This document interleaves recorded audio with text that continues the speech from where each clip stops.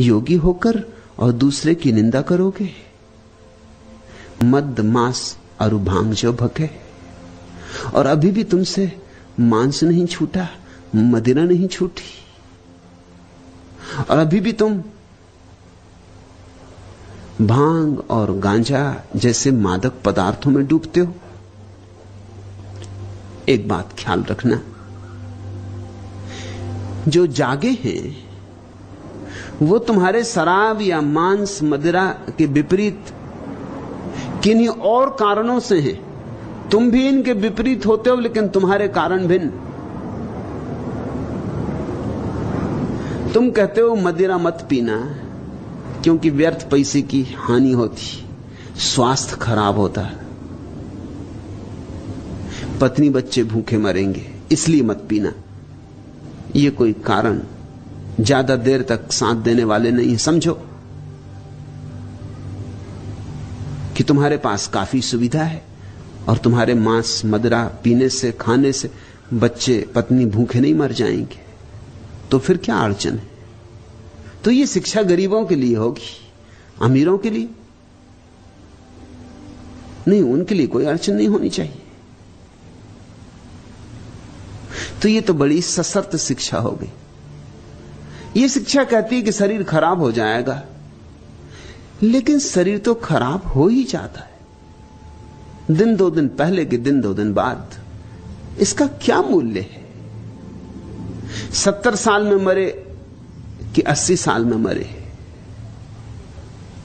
अच्छा तो यही कि 70 साल में मर गए, 10 साल के लिए दूसरे को जगह खाली करके दुनिया में जगह वैसे ही कम, भीड़ बढ़ती जाती, हाथ हिलाने की जगह नहीं रह गई है। तुम जितनी जल्दी विदा हो जाओ उतना अच्छा। तो 10 साल ज्यादा जी गए, इससे कुछ दुनिया का हित नहीं है, न मनुष्य जाति का कोई कल्याण। फिर 10 साल पहले मरे कि 10 साल बाद मरे, फर्क क्या पड़ता है? 10 साल और रह जाते, कुछ लोगों को और चूसते, कुछ और धन इकट्ठा करते, तिजोरी में कुछ और भरते, लोग तुमसे और परेशान होते, और क्या होता? और तुम्हारी जिंदगी थी ही क्या? कोई तुक तो था नहीं, कोई संगति थी नहीं, कोई संगीत था नहीं। लंबा जी के भी क्या करोगे? ये तर्क कोई काम नहीं आने वाले, और फिर ये तर्क सही भी नहीं, क्योंकि शराब पीने वाले भी लंबे जीते देखे जाते। शराबी जल्दी नहीं मरते। अगर जल्दी मरना और देर से मरना यही प्रमाणिक हो तो बड़ी अड़चन हो जाएगी। शंकराचार्य 33 साल में मर गए। इसका क्या यह अर्थ होगा कि धर्म से सावधान? विवेकानंद 34 साल में मर गए। इसका क्या अर्थ होगा?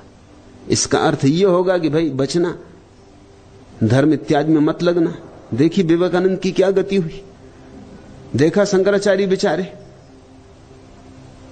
अभी होते होते जवान विदा हो गए। इस तरह कुछ उम्र नहीं बांटी जाती। मुरारजी देसाई को अभी किसी ने पूछा बीबीसी के इंटरव्यू में कि आप चर्चिल के संबंध में क्या कहते हैं, क्योंकि वो तो खूब पीता था, सिगरेट भी, शराब भी, मांस भी। ब्रह्म मुहूर्त में कभी उठता ही नहीं था, 9 और 10 बजे के पहले नहीं उठता था, लेकिन जिया तो खूब। तो मुरारजी देसाई ने कहा कि वह अपवाद है, और मुरारजी देसाई सोचते हैं कि वो जो लंबा जी रहे हैं वो जीवन जल पीने की वजह से, और चर्चिल अपवाद है। मैंने सुना मुल्ला नसुद्दीन 80 वर्ष का हो गया था, लेकिन अभी भी तैराकी में प्रथम आता था। तो पत्रकार उसके घर गए, जन्मदिन उसका मनाया जा रहा था 80वां। उन्होंने पूछा कि 80 वर्ष के तुम हो गए हो, तुम्हारा राज क्या है? तुम कैसे अब तक प्रथम तैराक, जवान भी तुमसे हार जाते? तो उसने कहा चूंकि मैंने कभी शराब नहीं पी, मांस नहीं खाया, स्त्रियों के पीछे नहीं भागा भटका, मैं किसी व्यसन में रहा ही नहीं। इस कारण चमत्कृत हुए लोग जो पूछने आए थे। लेकिन तभी मुल्ला ने कहा, लेकिन इससे बहुत विचार में मत पड़ो, मैं कुछ भी नहीं हूं। मेरे पिता 100 साल के हो गए, मगर घुड़सवारी में उनका कोई मुकाबला नहीं। मैं भी घुड़सवारी में उनका मुकाबला नहीं कर पाता, जवान से जवान नहीं कर पाता। और वे शराब भी पीते, क्षमा करना। मुल्ला ने कहा, वो शराब भी पीते, मांस भी खाते। तो पत्रकारों ने कहा, हम तुम्हारे पिताजी को मिलना चाहते। ये तो बड़ी हैरानी की बात है कि शराब भी पीते, मांस भी खाते, 100 साल के हो गए, घुड़सवारी में कोई मुकाबला नहीं कर सकता। तुम्हारा परिवार तो बड़ा अद्भुत मालूम होता है। पिताजी कहां हैं? उनके हम दर्शन करना चाहते। मुल्ला नसरुद्दीन कहा, यह नहीं हो सकेगा, क्योंकि पिताजी गए हैं मेरे दादा की बारात में। दादा की बारात? तो मुल्ला ने कहा, हां, मजबूरी थी। तुम्हारे दादाजी विवाह कर रहे हैं? उन लोगों ने पूछा। मुल्ला ने कहा, कर नहीं रहे, करना पड़ रहा है। स्त्री गर्भवती हो गई। दादाजी की उम्र कितनी है? 120 साल। क्या हिसाब लगाओगे? कैसे हिसाब लगाओगे? शराब पीने वाले खूब जीते। तुम इस तरह के तर्क देके किसी की शराब पीने से उसे नहीं बचा सकते। ये तर्क थोथे। इन तर्कों में कोई बल नहीं, इसलिए तर्क चलते रहते हैं और लोग शराब पीते रहते हैं, सिगरेट पीते रहते हैं, मांस खाते रहते हैं, सब चलता रहता है। ये तर्क भी चलते रहते हैं और बाकी सब भी चलता रहता है। इन तर्कों में और उनके जीवन व्यवहार में कोई संबंध कभी निर्मित नहीं होता। जब बुद्ध पुरुष कहते हैं, गोरख जैसे पुरुष कहते हैं कि मत पियो शराब, तो उनके कारण बहुत अन्य है। इसलिए नहीं कि तुम ज्यादा जी लोगे, ज्यादा जी के क्या करोगे, जीने में मूल्य ही क्या है। इसलिए भी नहीं कि स्वास्थ्य अच्छा रहेगा। स्वास्थ्य का कोई आध्यात्मिक मूल्य थोड़ी है।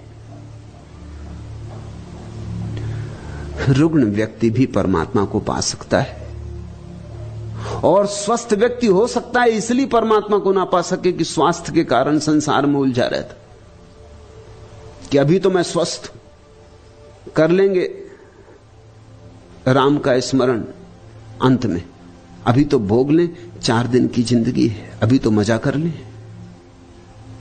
नहीं, ये थोथे सिद्धांत किसी सहारे के नहीं है। फिर गोरख जैसे व्यक्ति क्यों कहते? उनके कहने का कारण बड़ा अनूठा, तुम चकित हो गए जानकर। मैं भी चाहता हूं तुम शराब से मुक्त हो जाओ, लेकिन मेरा कारण वही नहीं है जो मोरारजी देसाई का है। मैं भी चाहता हूं कि तुम शराब से मुक्त हो जाओ, क्योंकि एक और बड़ी शराब है। अगर तुम इसी में उलझे रहे तो उस बड़ी शराब को तुम कभी ना पी पाओगे। मैं तुम्हें असली मधुशाला में ले चलना चाहता हूं, इसलिए झूठी मधुशाला से छुड़ाना चाहता हूं। परमात्मा शराब है, और ऐसी शराब कि जिसने पी सदा के लिए पी ली, और ऐसी बेहोशी कि आई तो आई, और ऐसी बेखुदी कि फिर कभी टूटती नहीं। ये तो तुम जो बाजार से खरीद के पी लेते हो, ये तो सांझ पी लोगे, सुबह टूट जाएगी, फिर वही के वही, फिर वही बेचैनी, फिर वही तनाव, फिर वही चिंताएं। थोड़ी देर को भुला सकते हो शराब में डुबा के, मगर मिटा ना सकोगे। एक ऐसी भी शराब है जहां चिंताएं मिट जाती। मैं तुम्हें वही शराब देना चाहता हूं। ध्यान शराब है, प्रार्थना शराब है, और जब कोई मंदिर जीवित होता है तो मधुशाला ही उसका ढंग होता है। मैं भी तुम्हें चाहता हूं कि शराब ना पियो, लेकिन मेरा कारण बड़ा उल्टा है। इसलिए चाहता हूं कि छोटी छोटी शराब में उलझे रहे तो बड़ी शराब कब पियोगे, असली शराब कब पियोगे। ये सड़क के किनारे गंदे डबरे पानी के जो भरे हैं, इन्हीं से जल पीते रहे तो मानसरोवर की यात्रा करनी है या नहीं करनी। उस स्वच्छ, इस फटिक जैसे स्वच्छ जल को कंठ के भीतर उतारना है या नहीं उतारना। मैं तुम्हें शराब छोड़ने को इसलिए नहीं कहता कि मैं कोई नीतिवादी हूं। कि शराब पीने से कोई बहुत बड़ा पाप हुआ जा रहा है। क्या खाक पाप होगा?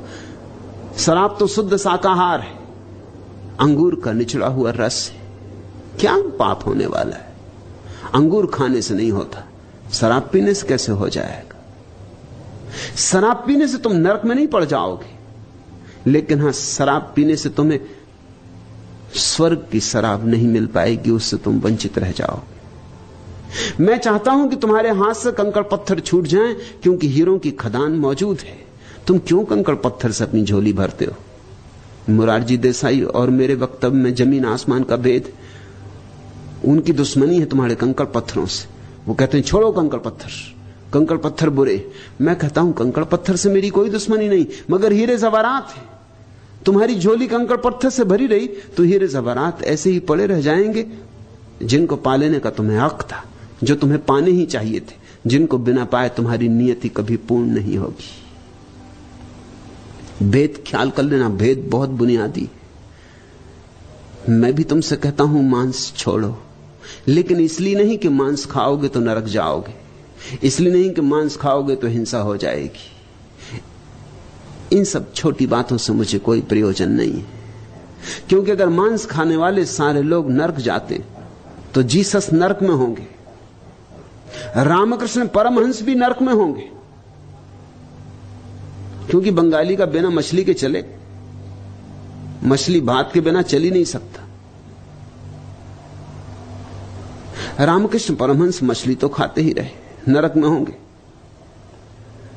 ये छोटी छोटी बातें, इनका कोई मूल्य नहीं है, मगर इतना जरूर इनसे सिद्ध होता है कि रामकृष्ण परमहंस की संवेदना जितनी गहन हो सकती थी उतनी ना हो पाई होगी। थोड़ा सा पर्दा रह गया। हृदय जितना प्रेमपूर्ण होना चाहिए था ना हो पाया होगा। थोड़ी कालिख रह गई, नरक में पड़ गए ऐसा नहीं, मगर एक और सौंदर्य का अनुभव हो सकता था जिससे वंचित रह गए। जीसस नरक जाएंगे ऐसा नहीं, लेकिन जीवन के समझने में थोड़ी सी चूक रह गई, एक कांटा रह गया। वह कांटा भी निकल सकता था, निकल ही जाना चाहिए था। और मुझे लगता है कि जीसस अगर थोड़े ज्यादा दिन जिंदा रह गए होते, जवान मर गए, मार डाले गए, तो शायद कांटा निकल जाता। अभी उम्र कम थी और सारे लोग मांसाहारी थे जिनके बीच वो पैदा हुए थे। थोड़ी उम्र पकती, थोड़ा बोध गहन होता, थोड़े परमात्मा का साक्षात्कार और सघन होता, तो निश्चित ही मांसाहार छूट जाता। क्योंकि अंतिम अवस्था में जिसे सब तरफ परमात्मा दिखाई पड़ने लगा, वह अपने भोजन के लिए किसी के जीवन की हत्या करेगा, यह सोचना असंभव है। तो मैं इसलिए नहीं कहता कि मांसाहार पाप है कि इस पाप के परिणाम में तुम्हें नरक भुगतना होगा, बल्कि इसलिए कहता हूं कि मांसाहार तुम्हारी संवेदनशीलता को कम करता है, तुम्हारी संवेदनशीलता की सूक्ष्मता छिन जाती। तुम्हारे भीतर से जितना शुद्ध संगीत पैदा हो सकता है नहीं हो सकेगा। तुमने अपनी वीणा में बड़े मोटे और खुरदरे तार लगा लिए, संगीत तो होगा, गीत भी पैदा होगा, लेकिन मोटे और खुरदरे और सस्ते तार लगा लिए, जबकि महीन अभिजात सूक्ष्म तार उपलब्ध थे। तुमने अपनी वीणा के साथ दुर्व्यवहार कर लिया है। नहीं कि तुम नरक में पड़ोगे क्योंकि तुमने वीणा में खुरदरे तार लगा लिए। और यह ध्यान रखना कि जब तुम मांसाहार करते हो तो तुमने किसी को मारा, इस भ्रांति में मत पड़ना, क्योंकि मर तो कोई सकता नहीं। इसलिए पाप यह नहीं है कि तुमने किसी को मार डाला, मृत्यु तो यहां होती ही नहीं, मारने का तो कोई उपाय ही नहीं, सिर्फ तुमने देह छीन ली एक आत्मा की, वह आत्मा नई देह ले लेगी। सवाल हत्या का नहीं है, सवाल इसका है कि तुम देह छीन सके। सवाल तुम्हारा है, वह आत्मा तो नई देह ले लेगी, नया गर्भ ले लेगी, कोई मरता नहीं। कृष्ण कहते न हन्यते हन्य माने शरीर, नहीं शरीर के मरने से उसकी मृत्यु होती। मगर सवाल तुम्हारा है, तुमने संवेदन शून्यता दिखलाई, तुम्हारे भीतर हार्दिकता नहीं है, तुम थोड़े पथरीले हो, तुम कोमल नहीं हो, और तुम कोमल नहीं हो तो तुम्हारे भीतर का कमल नहीं खिलेगा, या अधखिला रहेगा, या एक आध पखुरी अनखिली रह जाएगी। परम चित्त की अवस्था में मांसाहार असंभव है, और जो परम चित्त की अवस्था चाहते हैं उन्हें यह बोध रखना चाहिए।